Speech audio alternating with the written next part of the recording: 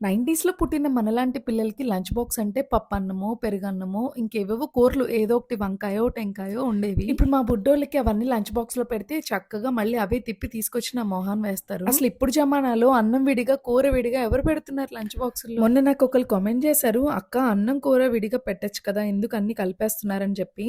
So, first పిల్లలకి ఈజీగా ఉంటదని తినడానికి. ఇంకోటి అన్నం, కూర సెపరేట్‌గా చేయడం కంటే వాళ్ళకో బాక్స్ మోసే బరువు కూడా తగ్గుతుంది. సో, దాని ప్లేస్‌లో ఫ్రూట్ బాక్స్ పెడతాను. నైట్ పడుకునే ముందు పొద్దున్నే లంచ్ బాక్స్‌లోకి, స్నాక్ బాక్స్‌లోకి, ఫ్రూట్ బాక్స్‌లోకి అన్నీ సరిపడా ఉన్నాయా లేదా అని చూసుకొని పడుకుంటాను. మా బుడ్డోళ్ళు అమ్మ గ్రీన్ రైస్ పెట్టు చాలా రోజులైందని చెప్పి అడిగితే ఏంటా గ్రీన్ రైస్ అనుకున్నాను. సో, అదే పుదీనా రైస్ అనమాట. సో, పుదీనా కొంచెం అల్లం, పచ్చిమిర్చి కలిపి పేస్ట్ చేసేసి సో, దాన్నే బటర్‌లో ఫ్రై చేసుకొని ఇంకా అందులోనే ఆల్రెడీ కుక్ చేసుకున్న రైస్ వేసేసి కొంచెం ఉప్పు, ధనియాల పొడి, గరం మసాలా వేసేస్తాను. లాస్ట్‌లో ఫ్రై చేసుకున్న జీడిపప్పు నమిలేటప్పుడు బావుంటుంది కరకరలాడుతూ. కూరన్నం, పెరుగన్నం కాకుండా వెళ్ళగానే ఫ్రూట్స్, వచ్చే ముందు స్నాక్స్. సబ్స్క్రైబ్